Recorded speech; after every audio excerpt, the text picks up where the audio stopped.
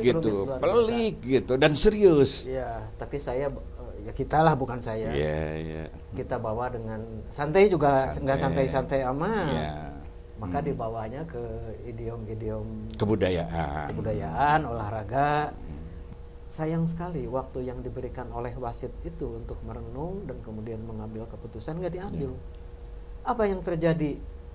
Ini juga lagi-lagi sudah sangat terbuka, semua sudah bisa sama-sama nonton. Kang Heri, itu istilah offside untuk Jokowi itu ketinggalan. Kang Heri terlalu baik, dan bereng-beng dia menjelaskan bahwa lebih dari itu yang sudah dilakukan Jokowi itu. Artinya dia sudah layak mendapat kartu merah.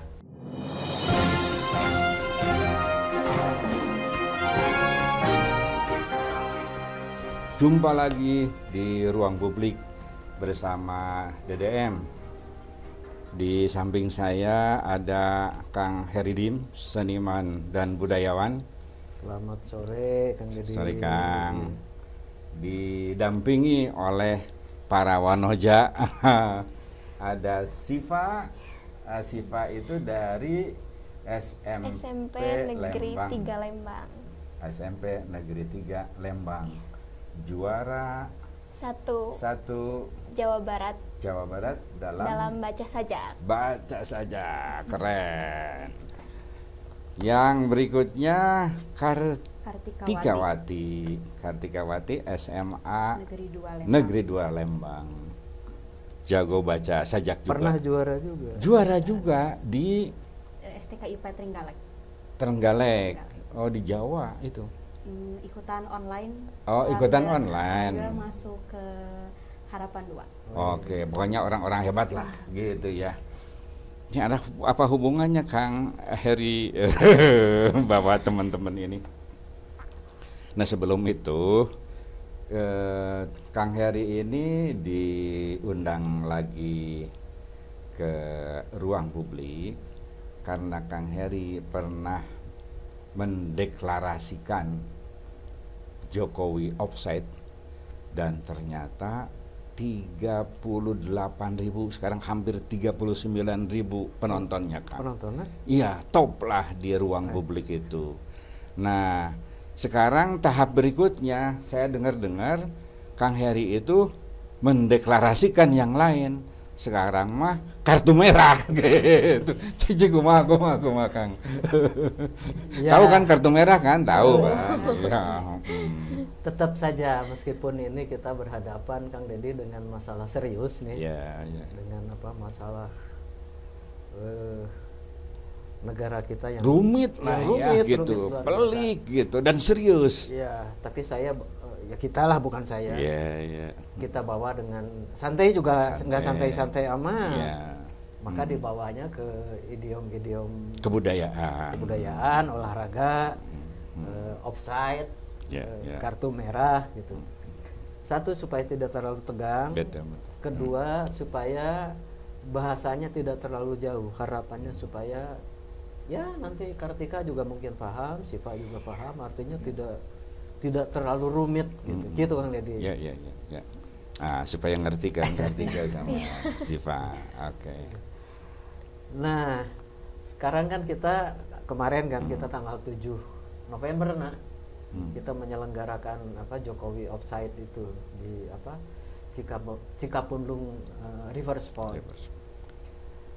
Waktu itu belum ada keputusan MK kan. Sedang menjelang dibacakan. Karena pembacaan MK juga sore hari sampai maghrib kalau nggak salah.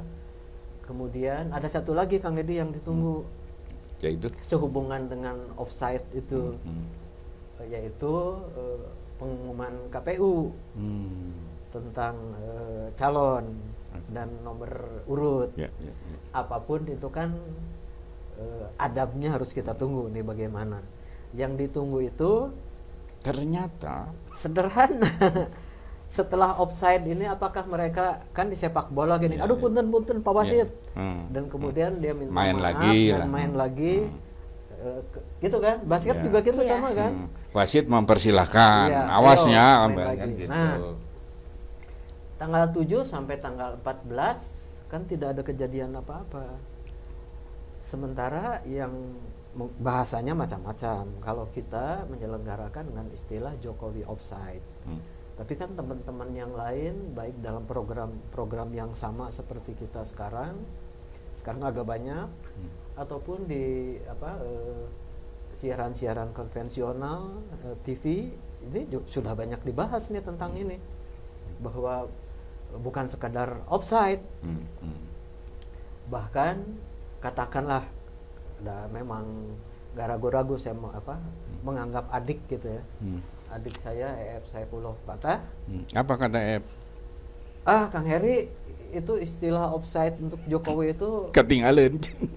Kang Heri terlalu baik, dan berembang dia menjelaskan bahwa lebih dari itu yang sudah dilakukan Jokowi itu, artinya dia sudah layak mendapat kartu merah, itu istilah EF. Dan kemudian ditambah lagi dengan penjelasan-penjelasan lain bahwa pertama KKN itu sudah tidak tersembunyi lagi, berbagai pihak sudah membuktikan. Ini ceritanya penjelasan Kang EF gitu? Ya, Kang EF begitu. Oke. Dan saya pantau juga dari beberapa siaran kawan-kawan yang lain. Iya, bukan gitu hanya ya. EF. Kita tidak sebut di sini. Tapi banyak sekali yang bisa kita saksikan, bahwa bahkan kawan-kawan wartawan di Jakarta ada juga siaran seperti ini melakukan depth investigation. Melakukan investasi mendalam, semakin terkuak, semakin terbuka gitu, bahwa nepotisme itu iya adanya gitu. Ini yang dijadikan landasan adik saya. Jadi pertama itu KKN gitu. KKN.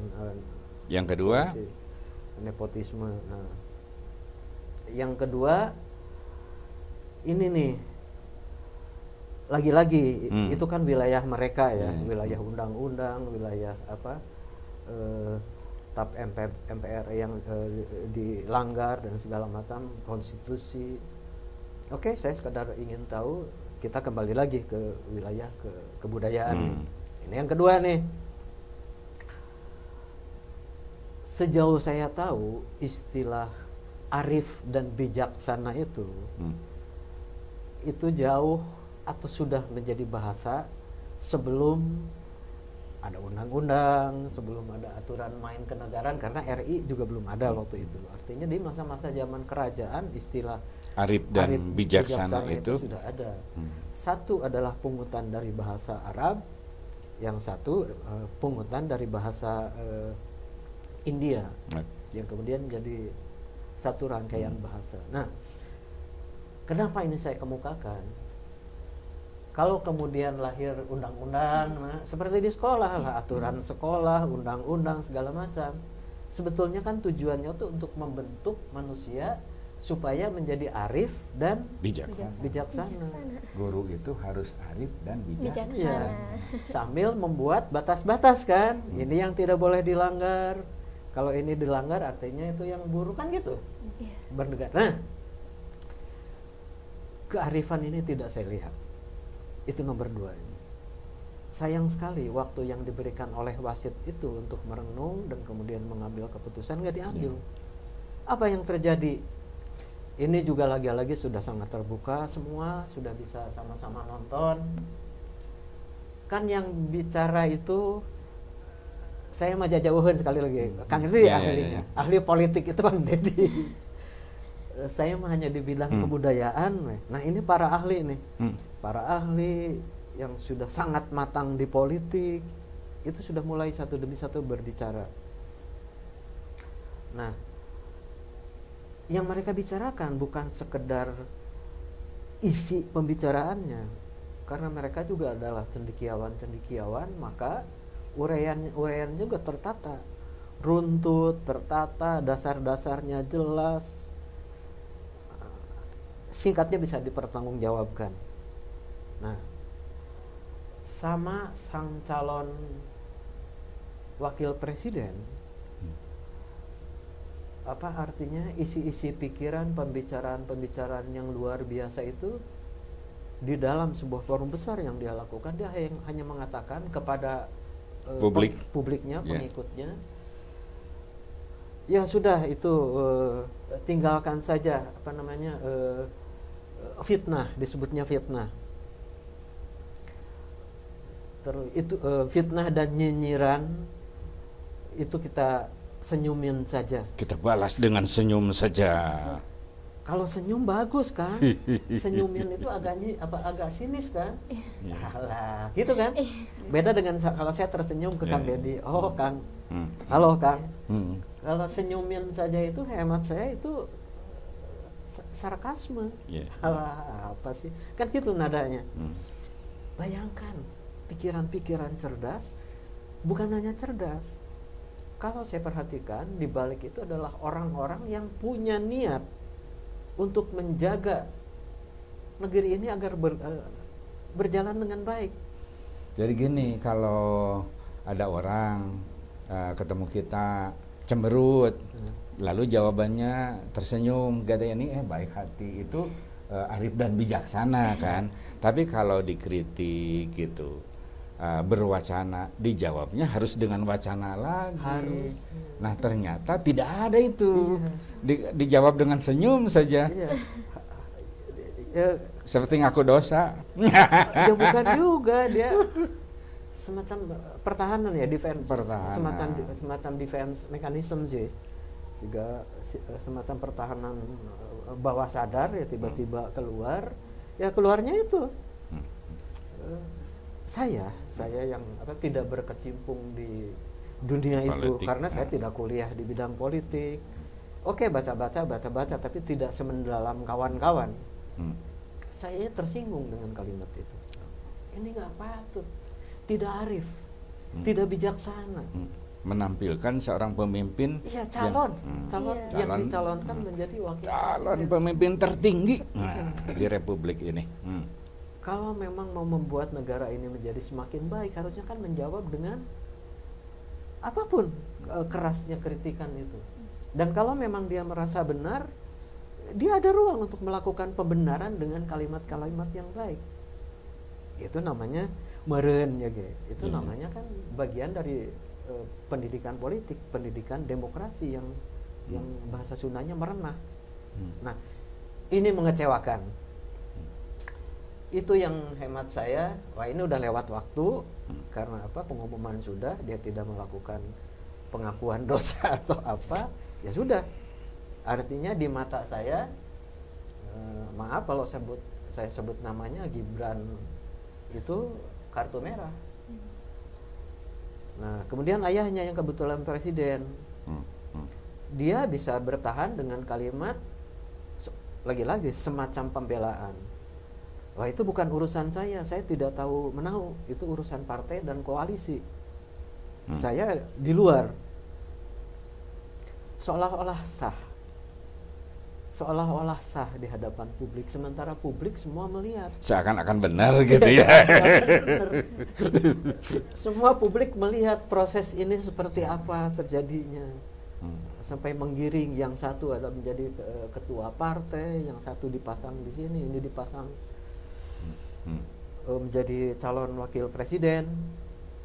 Lagi saya ulang seperti yang waktu itu kita di ruang yang sama, saya bukan anti dan menolak anak presiden untuk jadi calon wakil presiden, itu haknya. Caranya juga apa tadi ketika caranya boleh jadi pemimpin itu siapapun ya, tapi caranya gitu. Boleh jadi penyair, seorang pembaca sajak yang bagus, tapi caranya harus melalui latihan yang serius gitu, ikut lomba kan gitu ya. Ini aja sebelum jadi juara 1, sebelumnya pernah ikut dan pernah gagal? Pernah kalah. Pernah kalah. Di waktu itu lomba yang kedua kalinya menangnya juara 2 bukan juara 1. Sekarang juara 1. Iya. Itu kan proses ya. Karena apapun alhamdulillah sudah sampai. Pernah waktu ikutan Piala Rendra juga 2 kali nggak masuk. Di Jakarta itu atau beda lomba. Beda lomba di Bandung kalau di Bandung. Ini hukum proses. Jadi kalah itu biasa, gagal itu biasa, dan itu harus dilalui. Nah, yang kita bicarakan, mohon maaf, prosesnya itu prosesnya tidak itu hilang, lazim ya. Tidak lazim, dan semua orang bisa lihat apapun alasannya. Sekarang saya tanya ke Siva, saya tanya ke Kartika. Ini saya, sebentar tinggal sisa umur berapa lagi lah. Kang Deddy juga akan lewat masanya. Ini sekian tahun lagi itu kan kalian yang maju ngurus negeri ini. Sekarang saya tanya, selintas dan spontan aja jawab. Ada nggak terpikir mungkin nggak Kartika itu besok atau lusa jadi wali kota atau jadi calon wakil presiden? Mungkin saja. Harus Karena setiap orang kan punya kesempatan. Kalau kondisinya seperti sekarang, terbuka nggak kemungkinan? Setelah melihat kejadian bisa-bisa saja ya. Iya, melihat kayak Gibran mungkin di umurnya yang masih muda, mungkin bisa saja buat kita di umur misalkan tahun depan umur 19, 18 gitu. Gibran anak presiden, memang pernah wali kota. Sekarang pertanyaan saya, karena bukan hanya untuk Kartika pertanyaan ini, pertanyaan untuk semua anak muda. Kalau saya tanya, kamu punya pikiran mungkin nggak kamu jadi calon wakil presiden? Mohon maaf, saya tidak menyebut pekerjaan ayahnya apa. Yang jelas kamu ayah, bukan presiden.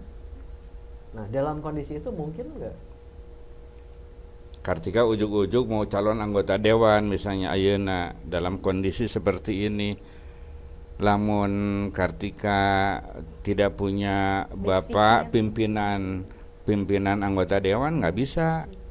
Tapi kalau dari awal iraha merenan Kartika 10 tahun deui kan gitu. Nah, itu proses gitu loh. Jadi yang dipermasalahkan itu loncatan yang tanpa proses itu. Intinya bukan bukan masalah boleh dan tidak boleh. Semua sekarang para pengamat dan semua itu semakin jelas melihat bahwa beliau sampai kepada menjadi cawapres itu tinggal pembuktian lah kalau nanti ada pengadilannya lagi. Itu mesti karena ada campur tangan kekuasaan, sehingga sampailah kalau istilah para yang di kawan-kawan di sana tuh digelarkan karpet merah. Gitu. Nah, akibat buruk lainnya apa coba? Akibat buruknya tadi kan Kartika bilang, Siva bilang, kita juga menerima bahwa untuk maju seperti itu adalah hak semua orang. Tapi kalau di hadapan kita kenyataannya hak semua orang itu hanya dimainkan segelintir orang dan hanya untuk satu orang, nanti berarti hak kita justru malah keambil ya. Yang harusnya setara. Iya. Sama. Kita di hadapan hukum hak kita itu sama. Seharusnya. Yang beda itu adalah perjuangannya. Iya. Mungkin ada yang lebih lama, lebih kuat dan seterusnya. Bukan kesempatan manisnya. Itu justru yang harus disingkirkan. Itu kenapa demokrasi itu tanda petik memusuhi nepotisme. Tahu nepotisme? Kekuasaan yang diturunkan turun temurun. Kayak kerajaan, Kerajaan lain lagi monarki, itu memang langsung turun. Kalau nepotisme itu memang sudah dengan niat bahwa kekuasaan ini jangan jatuh ke orang lain, tapi harus jatuh ke keturunanku lewat sistem yang seolah-olah berlaku, bukan yang monarki itu tadi, tapi lewat sistem yang kita sebut demokrasi. Pura-pura di demokrasinya. Ini yang buruk. Nah, kalau ini terus berlangsung, saya nangis nanti lihat kalian-kalian ini yang punya cita-cita lebih tinggi. Ruang kesempatannya, ruang aksesnya menjadi sangat terbatas karena dikuasai oleh yang segelintir orang yang menguasai. Itu Kang. Iya. Oke. Nah sekarang apa yang harus dilakukan lagi? Apakah misalnya akan kemarin kan melakukan aksi teatral lah dengan mengundang para penyair, kemudian mengundang budayawan untuk mengekspresikan keresahan-keresahan itu. Itu saat offside komode ya mas sudah kartu merah. Nah untuk kira-kira Kang ya, kegiatan ke depan ada sejumlah suara bahkan tadi malam sambil nonton teater ya biasalah kalau kawan-kawan pertanyaan singkat tapi saya tangkap maksudnya apa. Kang kumaha Kang, apalagi setelah ini itu sudah kebaca artinya bahwa apa yang kita kerjakan itu bahaya harus dilanjutkan. Itu satu. Kedua, Rembang bersuara, Jakarta bersuara, Jogja bersuara, lewat Butet dan kawan-kawan sahabat saya. Sejumlah kota bersuara. Oke, kita kemarin bikin Jokowi Offside. Mereka terus jalan. Saya punya pikiran sederhana. Lain kudu pipilueun memang sawajarna. Kalau Bandung diam tidak bergerak, iya ya. Karena dalam pikiran saya diam itu sama dengan saat ini dalam yang saat gawat seperti ini. Diam itu sama dengan membiarkan atau mempersilahkan kesalahan itu berjalan. Jadi tidak patut juga kita itu diam. Jadi harus bergerak. Nah, bergerak kan kerja emutan. Paling kita kan apa ya? Bukan partai, bahkan saya tidak punya kelompok ini, hanya memiliki jaringan. Jadi ya ngontak-ngontak dulu, kontak kawan, ayo kita ngobrol lagi gitu, mau apa yang kita lakukan sesuai dengan kapasitas masing-masing gitu.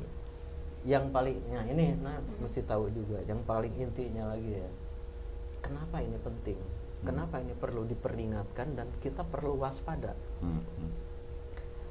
Yang berikut ini saya mohon dengan hormat jangan dikatakan bahwa saya ini fobia,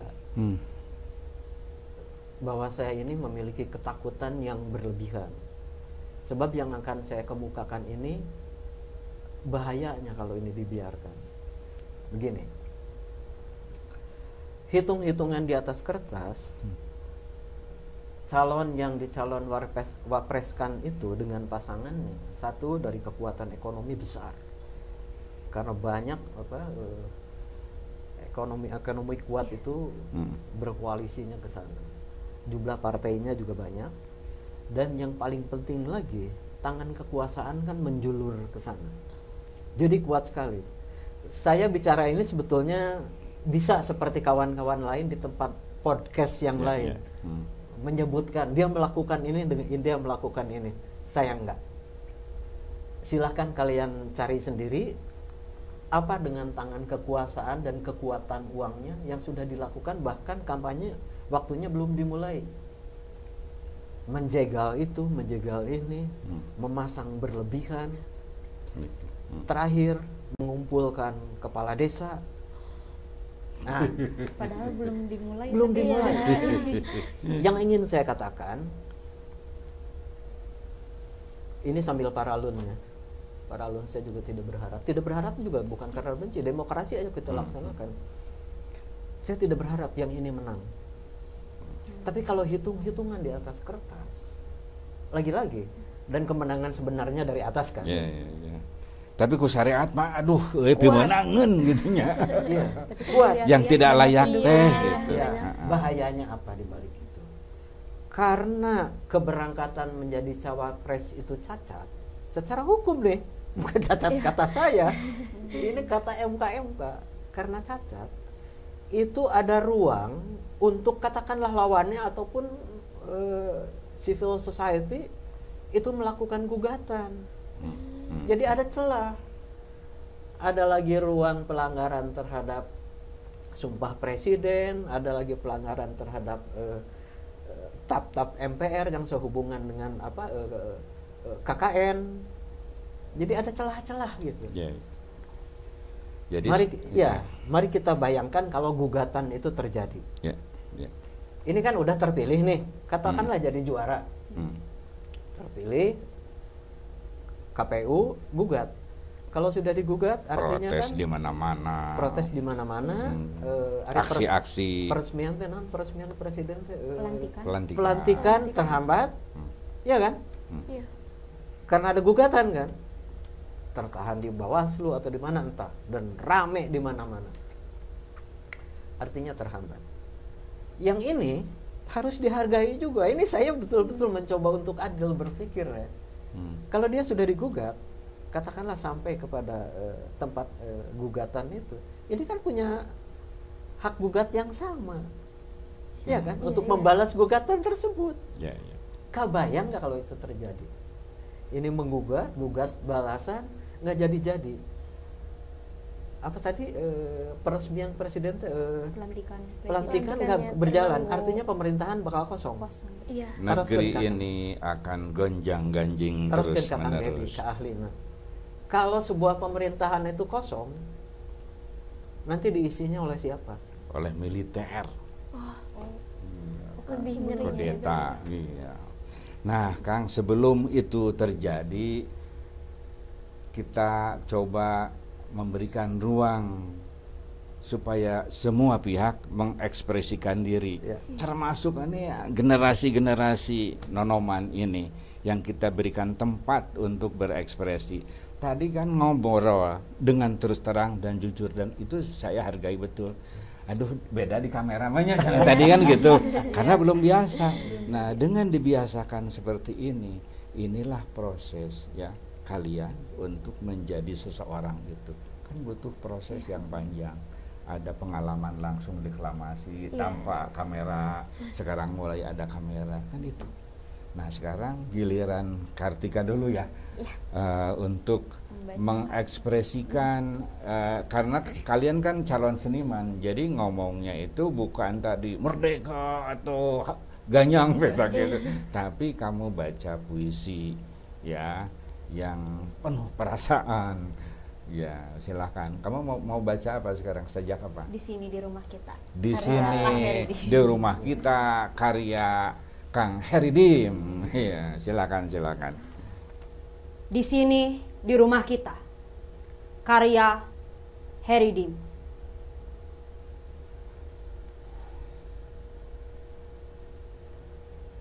Ngaheruk sedalam-dalamnya empati, tercurah bagi luka dan banjir darah Palestina. Tak terbendung air mata kala melihat jerit anak-anak meregang nyawa, para orang tua berlarian limbung, kemanapun terjumpa selalu. Seringai kekejian berlapis baja, menyemburkan kembang api, berbinaran merenggut puluhan ribu jiwa.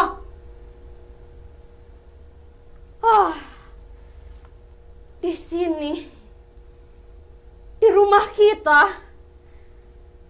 tak pula bisa tutup mata. Kegentingan rontoknya demokrasi, ratapan kemanusiaan yang terinjak, keadilan yang terperdaya itu di depan mata.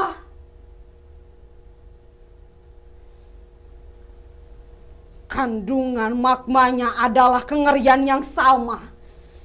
Di sini, di rumah kita, ada yang sedang lupa,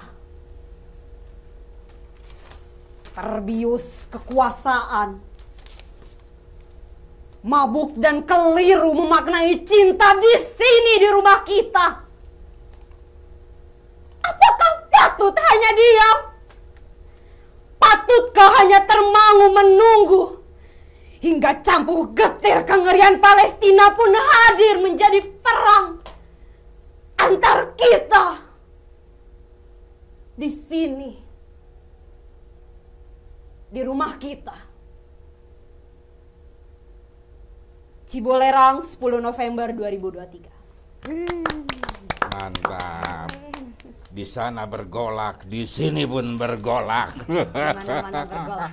Mana-mana bergolak. Mantap. Oke, sekarang giliran Siva. Oke. Puisi siapa, Siva? Karya Bapak Mustafa Bisri. Oh, Pak Mustafa Bisri. Itu Saya sudah harus mengucapkan terima kasih ke Gusmus. Sudah dapat izin ya? Saya meminta izin Khusus untuk membaca puisi ini. Sekarang. Mangga, Siva.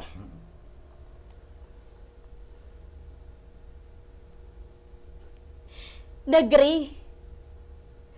Haha. Hihi. Mustafa Bisri.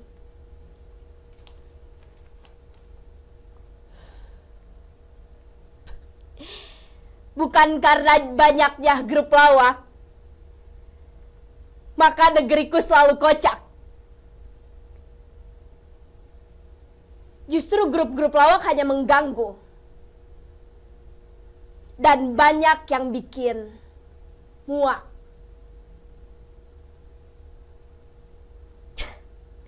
Negeriku lucu. Dan para pemimpinnya suka mengocok perut. Banyak yang pamer kebodohan dengan keangkuhan yang menggelikan. Banyak yang terus pamer keberanian dengan kebodohan yang mengharukan. Banyak yang terus pamer kekerdilan dengan teriakan yang memilukan. Banyak yang terus pamer kepengecutan dengan laga yang memuakan. Penegak keadilan jalannya miring. Penuntut keadilan kepalanya pusing. Hakim main mata dengan maling. Wakil rakyat baunya pesing. Kalian jual janji-janji untuk menebus kepentingan sendiri. Kalian hafal pepatah petitih untuk mengelabui mereka yang tertindih. Pepatah petitih. Anjing menggonggong, kafilah berlalu. Sambil menggonggong, kalian terus berlalu. Ada udang di balik batu. Otaknya udang, kepalanya batu. Gajah mati meninggalkan gading. Harimau mati meninggalkan belang. Kalian mati meninggalkan hutang. Hujan emas di negeri orang. Hujan batu di negeri sendiri. Lebih baik, yuk hujan-hujanan caci maki. Oke. Itulah ekspresi para seniman terhadap keadaan yang tengah berkembang seperti sekarang. Saya kira yang dibacakan oleh Kartika dan Siva mudah-mudahan jadi renungan kita bersama. Sampai jumpa.